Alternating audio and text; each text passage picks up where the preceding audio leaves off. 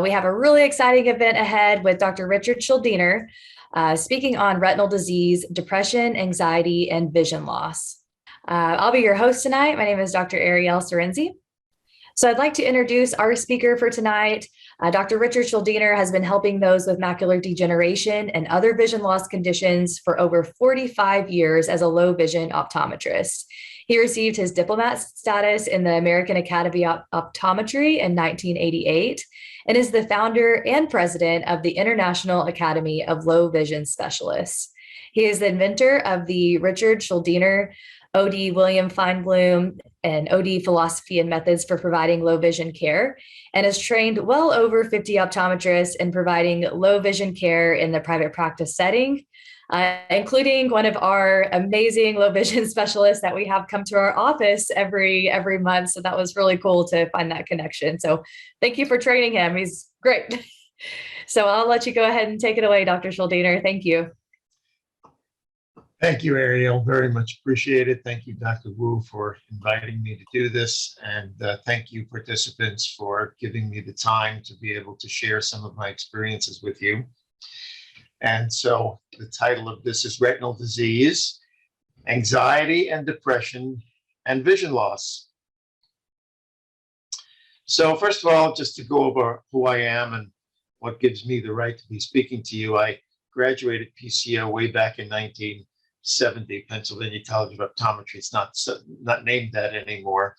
I was in private practice in the Mid-Hudson Valley in New York for 20 years. And I learned my low vision from Bob Gold, who was really great low vision diplomate, happy to help me. I worked with Bill Feinblum, William Feinblum in his offices in New York. He invented the telescopes and microscopes and contact lenses way back in the 40s and 50s. And then I really started my career in low vision at the New York Lighthouse. And for 11 years, I was one of the clinical directors of the clinical director of the upstate clinics. Completed the diplomate program in 1988, so I'm a low vision diplomate. I'm now called the low vision diplomate emeritus because I got old. And then I moved to California in the early 90s and established a private practice of optometry with low vision optometry in Southern California. And I discovered that the nonprofit agency-based model of doing low vision in the Lighthouse really didn't work in a private practice. And so I had to create a whole new model for private practice in California. And we will talk about that after this presentation because I'm not going to do a commercial about that here. But if you're interested, just stay tuned. So I do low vision only. I've been doing low vision for 22 years now. I see patients basically 2 days a week. I do about 10 low vision exams a month. I used to do more when I really was more active.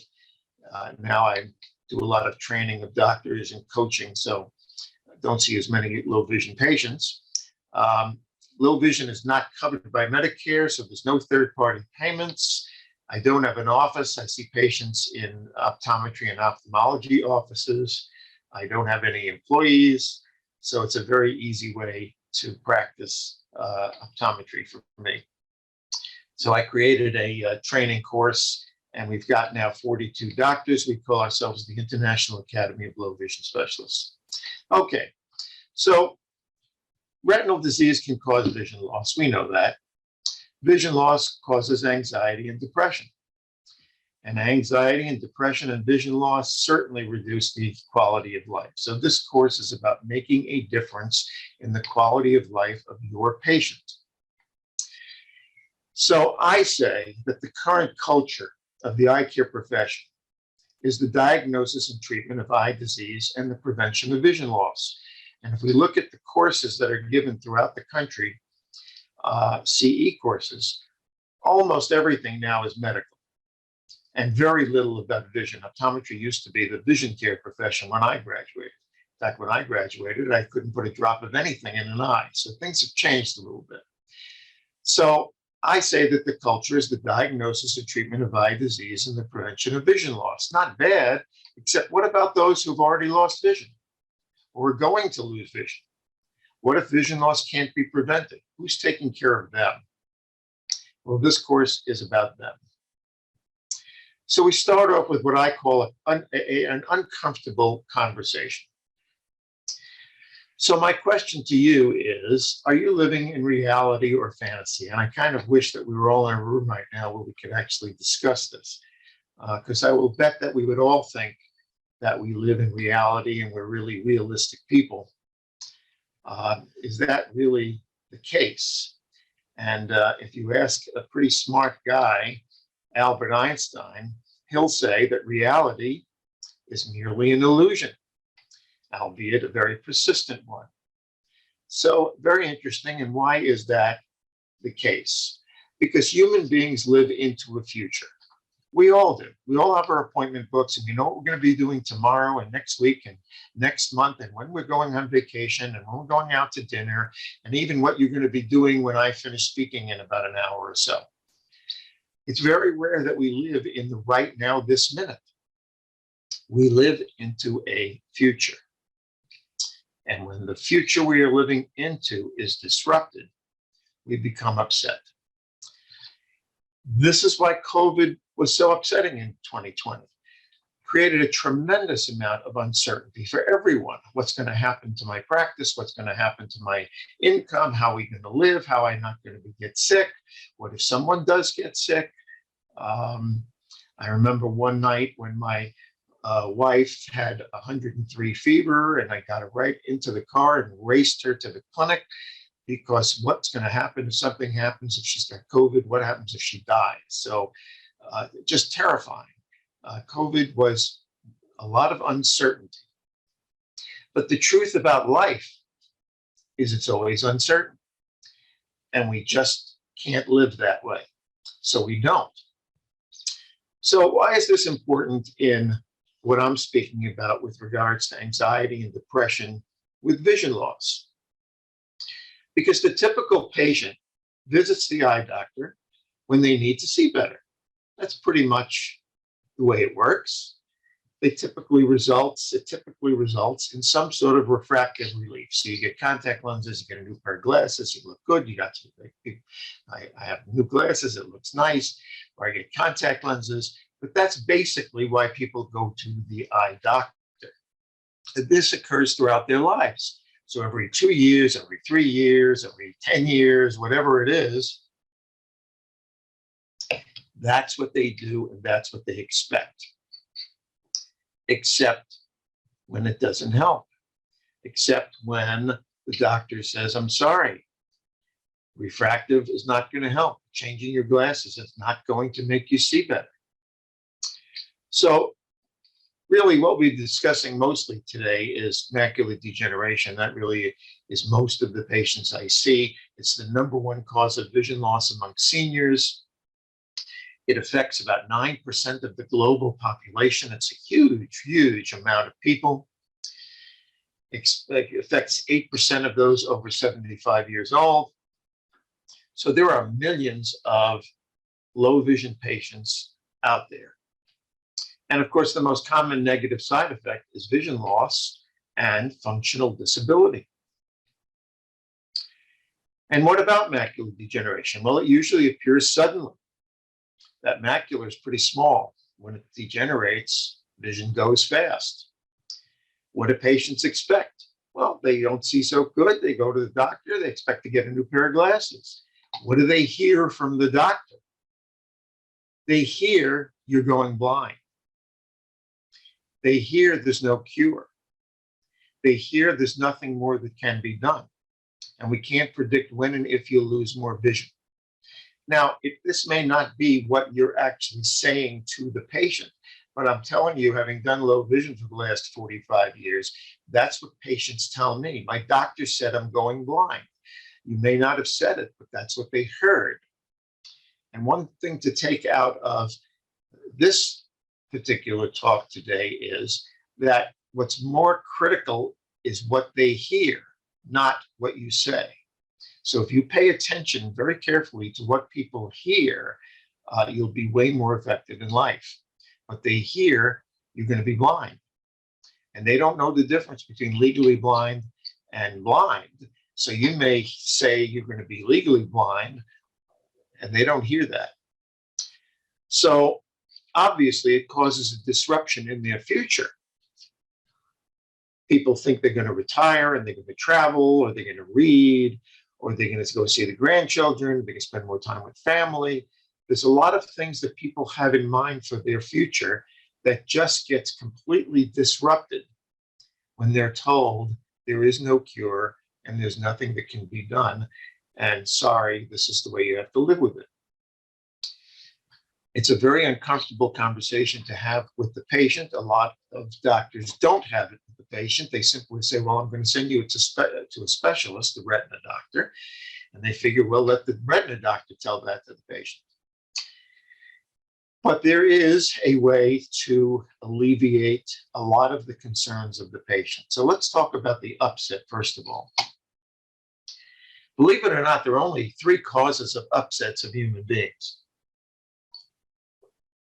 And taxes and money is not one of them. And again, I wish we were sitting together where we could just throw around upsets. And when's the last time you had an upset with an argument with your spouse or with a patient or your staff? So what are the 3 causes of upsets of human beings? There are only 3. One is unfulfilled expectations. This is major. This is when the patient keeps coming back thinking they're only going to get new glasses and everything will be fine. It's an unfulfilled expectation when they're told, no, it's not going to help. Thwarted intentions. They're intending to get a new pair of glasses. They'll see better. They'll be able to function better, and they'll be happier. Not going to happen with macular degeneration, diabetic retinopathy, or some of the other vision loss conditions. And the third cause of upsets in human beings is undelivered communications. So they come to you, you find that they're not going to do better with new glasses, they're not going to see any better, they're not going to get new glasses, and what are they going to say? Who are they going to talk to? Who are they going to communicate to? So when a person is upset, 3 things happen. The first is there's a shift in reality. And I know that personally, I'm sure you all do, whenever you're very upset with someone, whether it be your children or your parents or your spouse or someone else, there's a shift in reality. I mean, there are times for me that it seems very, very clear that choking somebody to death is definitely something reasonable, and a judge would understand it, and a jury would never convict me for that. It's silly, but we've all been through the mindset of something that's really unrealistic when you cease being upset. There's also a decrease in affinity. And again, we've all been upset, and at that moment, you do not love or like or want to be around the person that you're having that upset with. The third thing that happens with upsets is a decrease in communication. And we've all been through that. Is there something bothering you? No, there's nothing bothering me. Well, but I know something's bothering you. No, and I don't want to talk about it. So these are how people react when they're upset. So the bottom line is every vision loss patient that you see is upset, and their reality has shifted, and their affinity for the eye doctor or the world has been shifted as well. And there's just nobody to communicate with because nobody gets it. Nobody really understands them. So there was a publication in Clinical Ophthalmology in 2016 called Anxiety and Depression in Patients with Advanced Macular Degeneration, Current Perspectives. And in that article, there were a number of facts that I want to go through with you. So it's a landmark study. And they say among older adults with visual impairment, those with AMD seem to be particularly at risk for depression compared to those with other eye diseases. Clinically significant subthreshold symptoms of depression have been found in approximately 1/3 of visually impaired older adults, which is twice as high as the normally cited general population. Another thing they came up with is agoraphobia and social phobia. So the authors conclude that visually impaired older adults are more prone to develop anxiety disorders related to specific places, social situations, or being on a bus or eating in a restaurant. And the prevalence of anxiety is from 10 to 30%. The facts, according to the landmark study, because significant numbers of older adults with AMD experience depression and anxiety, they constitute a major public health problem in this population. So anxiety, a feeling of worry, nervousness, unease, typically about an imminent event, the future, or something with an uncertain outcome. Uncertainty is a terrible thing for human beings to face, and we just don't like living in uncertainty. Depression, feelings of severe despondency and dejection. So people with depression have trouble doing normal day-to-day activities and sometimes feel like life isn't worth living. There is a significant amount of suicide in those with macular degeneration. So a strong relationship exists between loss of functional capacity and depression. Well, that makes sense. You can't do what you used to do or you want to do. It gets very upsetting and you just become depressed. In fact, I can often detect that with a patient sitting in the chair, and I will discuss with them the fact that maybe they should look at speaking to their physician about antidepressants. And I explain to them this is a physical condition, not a mental condition, that the body is depressing itself because it knows it has a problem, but it also gives you less energy and you don't enjoy life as much. So I talk to people about looking at getting on antidepressants. So how do eye doctors handle the conversation with patients? Unfortunately, patients are told, nothing more can be done, and you will lose vision and you may become legally blind. It's not a good way to have a conversation with a patient and have them leave with a sense of hopefulness. They leave with a sense of despondency. In this landmark study, they stated that low vision rehabilitation might have an antidepressant effect. It may even ward off feelings of anxiety. And that's why we're going to talk about low vision rehabilitation, because this is your way to change people's lives. Most vision loss patients can lead independent lives with the right care. The right care is low vision care, from hopelessness to hopeful. Now, I'm not saying that you need to do low vision, but there's a very big difference between saying nothing more can be done or saying there is someone else that can help you. Excuse me.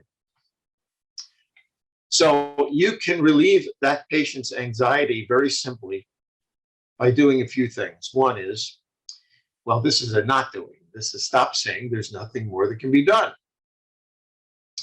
You don't have to offer low vision care. You just have to say, find a low vision doctor.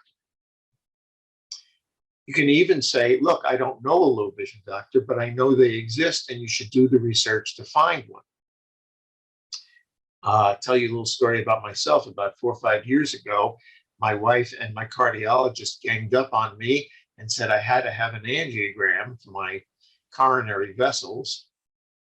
And I wasn't very happy about that. And I announced ahead of time, I don't care what they find, they're not opening my chest. I know too many people have had their chest opened and their heart stopped, and they just weren't the same afterwards. And there was a lot of pain and discomfort until they got rehabilitated. I was not willing to go through that. But I agreed to have the angiogram. And when I awoke, the cardiologist was standing right there, and he said to me, you've got some pretty significant blockage in your left descending, and the first symptom will be sudden death. And I said to him, okay, I understand, and they're not opening me up. And he said the magic sentence, they don't have to. This can be done bypass without opening you up. And then he said, I don't know who does it. I don't know where they do it. Do your research and find somebody. And I did. I found somebody. I actually did the research, and I found that it's done with a robot.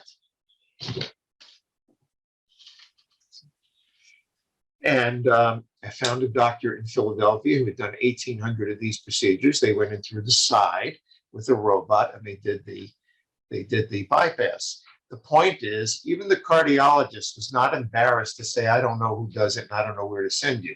And you don't have to be embarrassed to say, I don't know a low vision doctor. I don't know where to send you. Do your research. They're out there, and they can help you to lead a very nice life, even though there's vision loss. There's life after vision loss. So, some things to consider regarding low vision care. So, what is low vision? What possibilities become available through a low vision service? When is referral a good option? What are the resources available? And how do I make a low vision referral without losing my patient? So let's discuss what low vision is. Is it 20/80 or worse? 20/70, 20/60 or worse? Does it even depend on visual acuity? Perhaps it depends on visual field. Well, none of the above. The definition that I use for low vision is low vision, fully corrected vision, which is insufficient to do what you want to do. Low vision is fully corrected vision, which is insufficient to do what you want to do.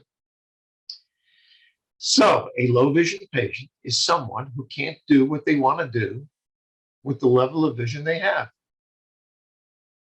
It's someone who's lost function.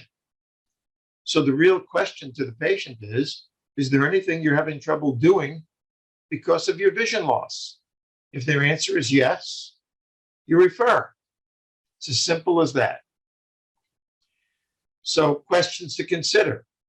Are you able to read, write, drive, sew, do crafts, see TV, anything that they can't do because of their vision loss? They're a low vision patient, and they should be referred to a low vision doctor.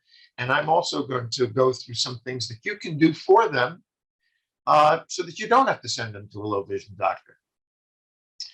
So the principles of low vision care are this. Low vision care is about doing. It may seem like it's about seeing better, but the truth of the matter is it's about getting people to do things better. The second principle is low vision devices are task specific. Number three, vision measurement is critical. So low vision doctors will use different type of eye charts than you may have in the office and check vision at different distances. So if I have a patient who's worse than 20/100, but better than 20/200, most eye charts don't have letters in that category or that size, especially if you're testing at 10 feet or 20 feet. So I have a handheld chart, and I can bring the chart closer, and now I can get in between, because a person at 20/120 is a lot different than a person at 20/180. So I need to know that. So visual acuity and visual field, it's important to know. And then task analysis is critical. You've got to know what the person wants to be able to do. So you've got to know what that doing is. So that's what low vision care is all about. Finding a way for a patient to do the task, with the level of vision that they have.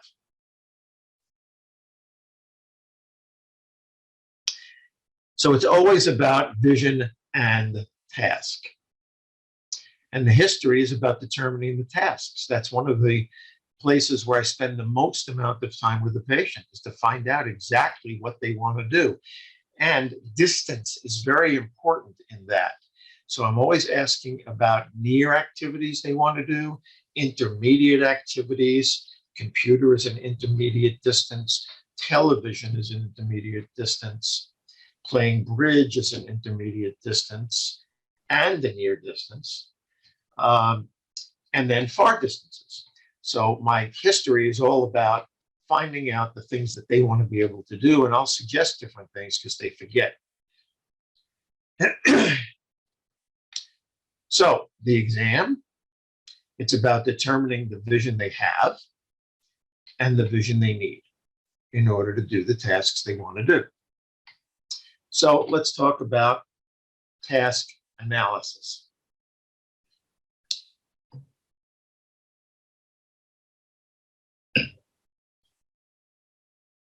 First thing with regard to the task is how much magnification is required to be able to see what they need to see to do the task. The second is the distance of the task. Some tasks require specific distances and some don't. So reading, you can hold your material at almost any distance you want or you're willing to. Of course, not every patient is willing to hold things closer, but most people are if they want to be able to read. Writing requires a further distance than reading.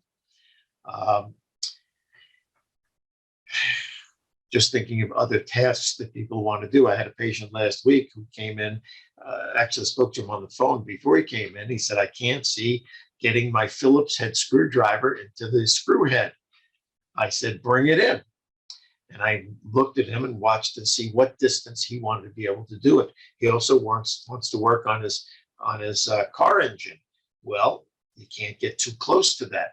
So you've got to know the distances required in the task they're doing.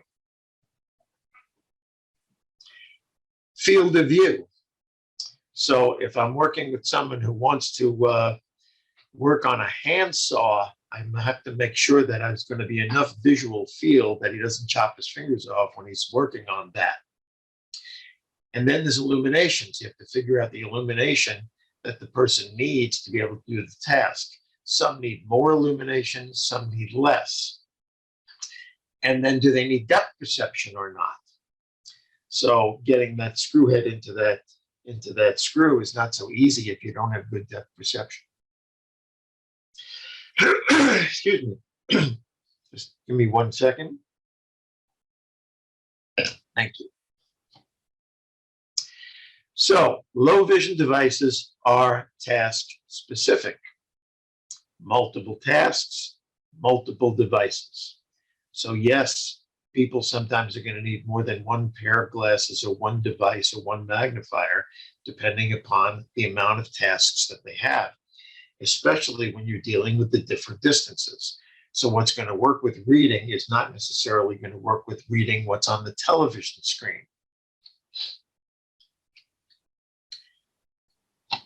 Types of optical device, types of low vision devices, I'm sorry.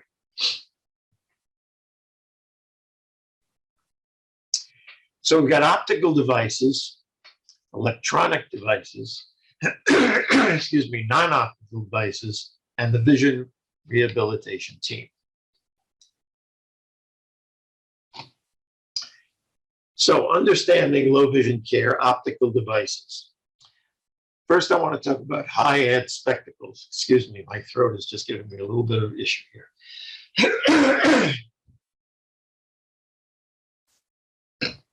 Not used to talking for an hour straight. So optical devices, high-ad spectacles. For whatever reason, most optometrists seem to stop at a 3-ad no matter what. And I've sometimes joked with doctors saying that the laws now have been changed, and the state laws are now allowing you to prescribe more than a 3-ad. Obviously, we've always been able to do that. So it's useful to remember some optics, to remember distances. So a 3-ad is 13 inches, a 4-ad will focus at 10 inches. And if you remember that 1 meter, the way the math works, 1/3 is a third of a meter. That's where a lens focuses. So a lens focuses at 1 over whatever the dioptric power is. So if you have a 3 ad, 1 over 3 is a third of a meter. It is also useful to know that a meter is somewhere close to 40 inches. So a third of 40 inches, a third of 39 inches is 13 inches. So if you have a 3 ad, 1 over 3, third of a meter, a third of 40 inches is 13 inches. If you give somebody a 4 ad, well, where does it focus? 1/4 of a meter. What's 1/4 of 40 inches? 10 inches. So some of us think in inches, and some of us think in the metric system. I think in inches. So a 5 ad focuses at 8 inches, an 8 ad focuses at 5 inches, and so on. The point is, if you've got a 20/60 patient who's having trouble reading, give them a higher ad. Give them a 4 ad instead of a 3 ad, and just have them bring it in 3 more inches, and then put good light on there, and they'll read better, and you will have solved their problem. Once you get about above a 4 ad, if they're binocular, and a lot of my macular degeneration patients are monocular, but if you have somebody who is binocular and you go above a 4 ad, you're going to start running into issues of convergence. And so you need base in prism to relieve the convergence. So there are ready-made prismatic half eyes with prism built in, +4 with 6 prism diopters base in, +5 with 8, +6 with 10, 8 with 12, and 10 with 14. So you see an image right here of a pair of ready-made prismatic half eyes. And they're very useful for continuous reading for people whose acuities are in that 20/40 to 20/100 range. They're also very useful even with people who have much worse acuities, not necessarily for reading, but you want to peel a potato and you want to see that you've gotten everything off, or you want to do some cutting or chopping. You can do that up at 4 or 5 inches or so, or even writing. So you can consider using something like that. There are a number of companies that sell a kit with those lenses in them. You should probably have one in your office. You can pull it out. It's very easy to do.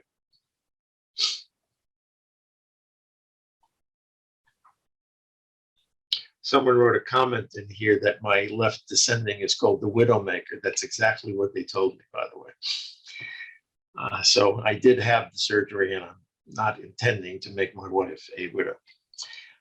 So thank you, Ron. Okay, so let's go to hand magnifiers. A lot of people come in with hand magnifiers to my office, and they'll come in with 3 or 4 different sized magnifiers, different colors, illuminated, not illuminated. The funny thing is that when you put the magnifier into a lensometer, they're all the same dioptric power. So first of all, what is the use of a hand magnifier? Really, it's not for continuous reading.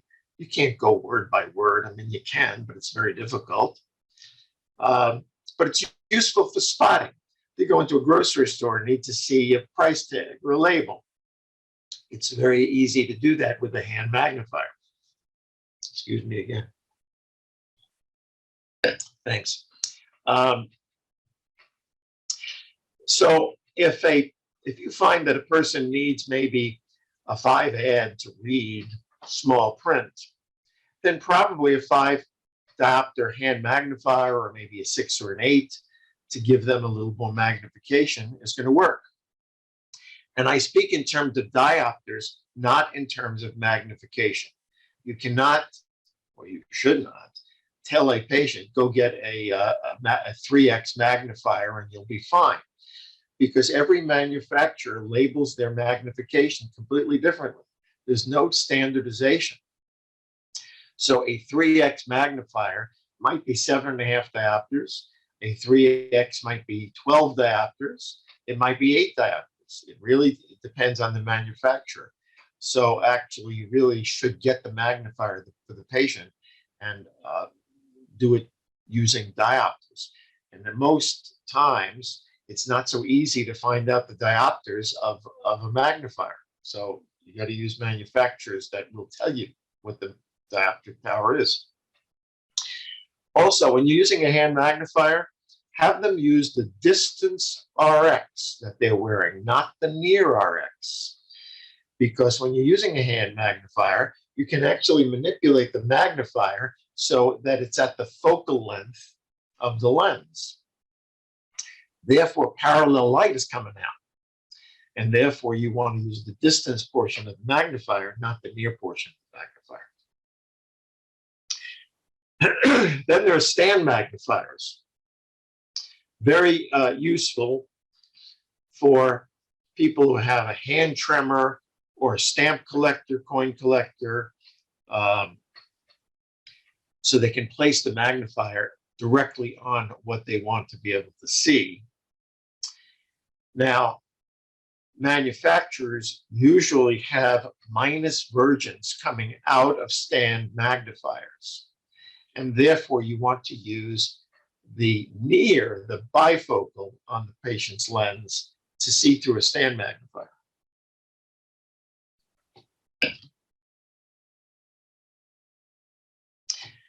Then we get into telescopes. They're a little bit more complicated, and really, you need a little bit more experience and knowledge in the optics of telescope spectacles to really work with them, which is not the point of this lecture here, so we're not going to talk about that.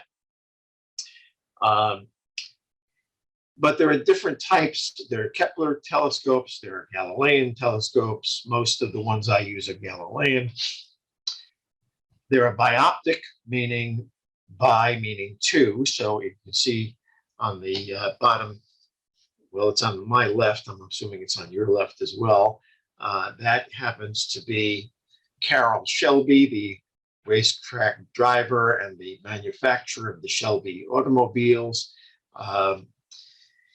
He was a patient of mine before he passed away, and he wanted to keep driving, so we fit him with bioptic telescopes so that he could read the street signs and see the traffic lights better. I asked him, what kind of car are you driving these days? He was driving a Ford Focus. Very, very nice man. In fact, I was in Las Vegas just a couple of weeks ago with friends, and we went to the Shelby Museum and walked around, and it was very neat. And I showed them the workers there, this picture. They were very, very impressed. It was neat. So that's a bioptic telescope. A full diameter telescope is the lady in the middle. Some of you might recognize her. That's the actress, the late Jane Russell. She used to make some movies with Howard Hughes and with Marilyn Monroe. Also a very interesting person to work with. And then we've got reading telescopes. They're pretty similar to the surgicals that the dentists use and surgeons use. So those are different types of use of telescopes. So they're useful for magnification at a distance. Remember, I said distance is very important in the task analysis. And if a patient has a particular distance they must work at, then you can't use higher plus lenses, because the higher the plus, the closer the working distance. So therefore, you can't use that. So we must use a telescope at a distance. There's also electronics, which we'll talk about later, that we can also use. But optics, if you're going to use optics, telescope is the way to do it. The picture on the bottom right here is one of the doctors I trained, Dave Armstrong. He's in Virginia. And if you were to go to YouTube and look him up, he has done some great videos on driving with bioptics. You really completely understand exactly how it works with the videos that he's done. He's really terrific. I have a pair of bioptics because I go to baseball and football games, and it's a lot easier than holding up a pair of binoculars. I do it in the theater as well. So bioptic telescope spectacles for driving. The telescope is used for spotting only, just like the mirrors on a car. The patient does not look through the telescope when they're driving. This is so misunderstood. It's why some states say you can't drive with a telescope, because the field of view. There's no field of view problem. You just look through the telescope quickly and read the sign or see the traffic light, and you're done. It's the same thing as taking your eye off the center of the road and looking in your side view mirror to see what's there. So a lot of misinformation about that. What you need to know is driving is a peripheral vision task, not a central vision task. A person is a lot bigger than a 2400E. Every state has their own rules because there's no study that's ever determined how much vision is necessary for safe driving. And you should learn the rules in your jurisdiction. I'm willing to bet that 95% of the eye doctors in California do not know that the vision requirement in California, visual acuity requirement in California, is one eye has to be better than 20/200. Nobody believes it. Go read the fine print. You should really learn your state rules and get down into bioptics and really understand it, because your patient is counting on you. It's really important for them to be independent. Okay, optical devices and electronic magnifiers. Well, it's not optical, but it is optical. So there are handheld electronics, tabletop, spectacle mounted. Even your iPhones have apps with magnification. So absolutely, you should have the patient use that and put in, there's a magnification, there's a whole bunch of magnification apps. In fact, optometric management or view optometry, one of them last month had a whole list of apps for patients with vision loss. So it really is good. Very useful for reading and writing, useful for contrast enhancement. This picture on the bottom left is what we call a CCTV. You can put anything down there on the platform and it'll show up as big as you want. You just turn the knob. You can get up as much as 60 times magnification with that device.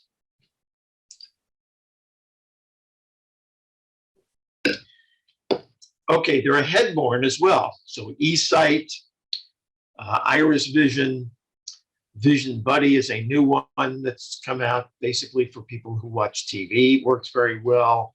This one is A-Sight. There's a whole bunch of companies that are now making them. This is really pretty big right now in low vision. They're trying to get the optics better, the quality of the image better. A lot of patients like them. A lot of patients don't. You have hands-free. You have high magnification, but it's not very mobile. So, and it's, pretty heavy. You got to stick it on your face and you get a little, it gets hot, it's, what are you going to do? But sometimes it's the best thing for the patient. There's also a ton of large print, which is non-optical.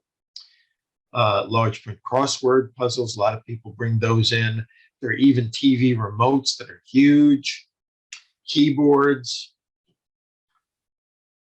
large print Reader's Digest. A lot of books are made in large print. No reason why a person can't use their iPad or tablet. They can change the font size. They can change the contrast on it. So it's very useful to be able to do that. And then we have glare control. So No IR makes a whole series of filters, and Chroma has now come out with different levels of glare control, which is very good. Eschenbach, which is a low vision company, has a whole kit of filters. And then there's a lens called eScoop, which not many people have heard about or know about. This was invented by a man in Sweden, I believe it was. And he came up with, by increasing the center thickness of the lens to 6 millimeters or 9 millimeters and using a steep base curve and a proprietary yellow-orange filter, the contrast is very nice, and people get about 3 to 6% magnification, which allows them to function, because with too much magnification, you just can't function with too much magnification because your distance perception is off. But the e-scoops work very, very well. There's also implantable miniature telescope. That's a whole subject all in and of itself. There's a whole team that has to work with the person who wants to have a telescope actually implanted. I'm not a big fan of it because it seems to me we could put a telescope in a pair of glasses and you don't want to wear it, just take it off. Once it's implanted, it's in there, and they implant it in one eye, so the person has a large image and a small image. They've got to get used to it. But there are reports of some people being very, very successful with those. Okay, you can refer your patient to the Department of Rehabilitation. Almost every state has blind services in their Department of Rehabilitation. Some require the patient be legally blind. Some require that there be a vocational goal.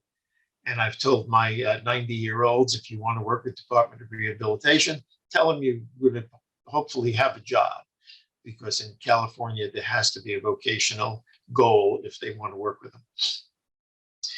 There are orientation mobility instructors who will teach people how to use a cane.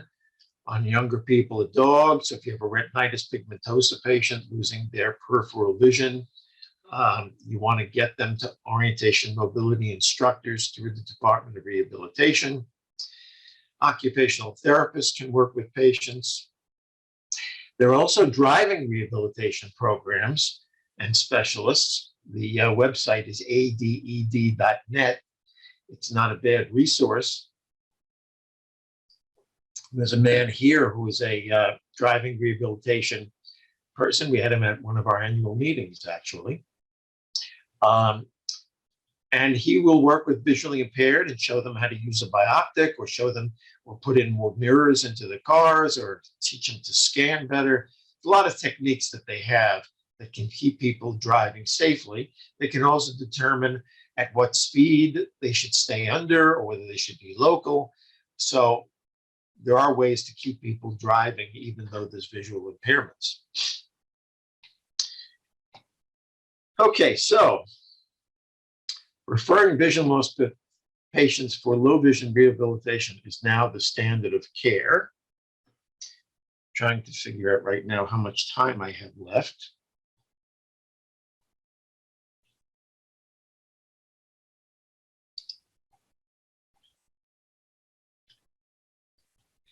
Okay, I want to talk about a couple of patients. So I want to talk about the severe complainer. This is useful information for almost everyone who's listening. I kind of seen lots and lots of low vision patients in the 20/40, 20/50 acuity range. And what I've learned is that they are the severe complainers. And I've also learned that that when people are complaining a lot about having lost vision, they're usually in that 20/40 club. I call it the 20/40 club. The people who have 2200 or worse in both eyes complain less than the people who have 20/40 for whatever reason. So you should know that. One of the things that I do is I speak to every single patient on the phone before they get an appointment with me. And when we talk about my training program after, if you stay on, you'll understand why I do that. But I talk to every patient and I want to know approximately how much vision they have. And I want to know what the tasks are that they want to be able to do. Why? Because that's the definition of low vision. Vision which is insufficient to do what they want to do. So on the phone, I will talk to people about how much vision, and I'll ask them functional questions. I don't ask somebody, how much vision do you have? Do you have 20/20? Do you have 20/40, 20/60? No. I ask, can you read the newspaper? And if you can't, can you read it with a magnifying glass? Can you read the large print? How close do you have to get to somebody to be able to see their face? This gives me an idea of how much vision they have. And then I ask, well, what do you want to be able to do? So when I hear someone on the phone complaining a lot and very frustrated and very annoyed, and I say, well, can you read? And they're, well, it's hard, it's very difficult, I don't really like to. That tells me they're in the 20/40 club. And it tells me that they're going to be difficult to deal with. Now, I know how to deal with them at this point. So you probably want to refer that person to a low vision doctor who's had a lot of experience in dealing with them because they need tender love and care. So the low vision assessment, as I gather the information, I do a lot of that on the phone. And I talk to them and explain to them that their vision loss is what's causing their complaining. They're going to keep complaining no matter what I do. Can I make them see better? Yes, I can.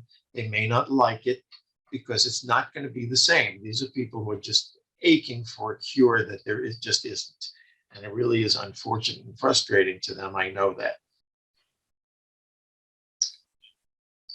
And then there's the people who can't drive anymore, who have been told they can't drive anymore. So I get very frustrated when somebody comes in and says, my eye doctor told me I shouldn't drive anymore.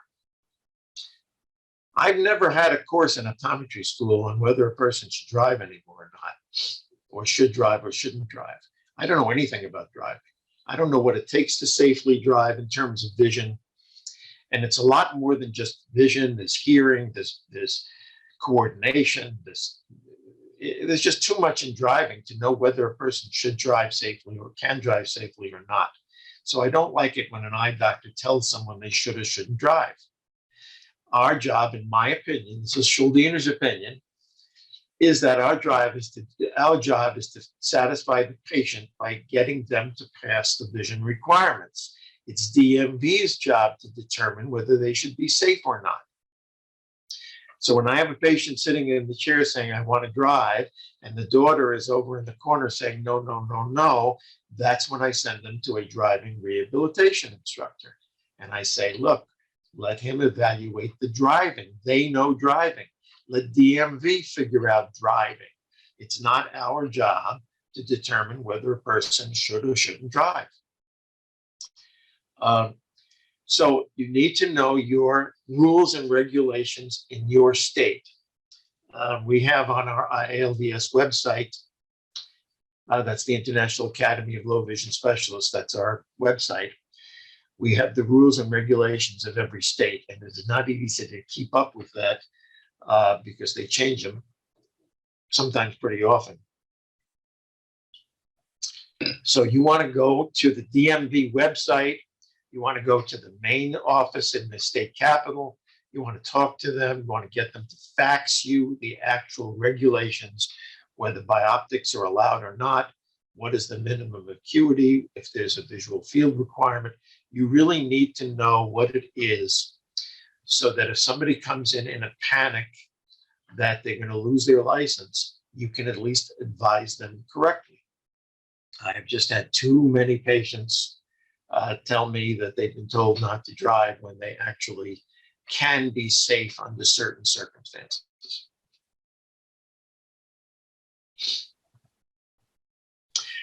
So when do you refer for low vision services? When the patient says they can't do something that they used to be able to do because of their vision. Where and how to refer for low vision services? My suggestion is very simple. Say to the patient, a low vision doctor may be able to help you. I suggest you Google low vision. And I suggest that because, as I said, every low vision patient is upset. They all have a shift in reality, a loss of affinity. They're not happy people. If you tell them to find their own low vision doctor, then if that doctor helps them or doesn't help them, it's not on you. And it's just that simple. I know people, I mean, obviously I've worked with over 10,000 low vision patients, and I do the best I possibly can for them. But their expectations in very many cases is just never going to be met. It's as simple as that. And so, it's just the nature of low vision. So don't be upset with that. And I would suggest you just tell people, Google low vision. So barriers to referring, well, identifying the low vision patient, hopefully we solve that one. I don't think you should explain low vision care to the patient. Just tell them there's a low vision doctor that can help you functioning, to keep functioning and doing what you want to do. Look them up. I wouldn't worry about losing the patient to family. I think they're going to be thrilled that you sent them. When any doctor sends me a patient, I talk them up like crazy about how great they are for telling that patient to come. And I will only do low vision. Well, I only do low vision anyway. But even if when I had my general practice in Poughkeepsie and saw a low vision patient, I would send the patient and the family right back. There is a cost. But again, I wouldn't discuss it with the patient. Let the low vision doctor talk about that with the patient. But the fact of the matter is Medicare has declared that low vision is not a covered service. And in some cases, low vision doctors may be willing to co-manage with you. You should talk to them about that. That's a possibility as well. And finally, so we Google search, this is referral sources. Your Department of Rehabilitation, there's the American Foundation for the Blind. You're going to get this, I believe, as a handout. So all of this will be here. There's the American Academy of Optometry Low Vision section. There's our organization, the International Academy of Low Vision Specialists. We've got doctors. Well, thank you so much for this talk. It's so great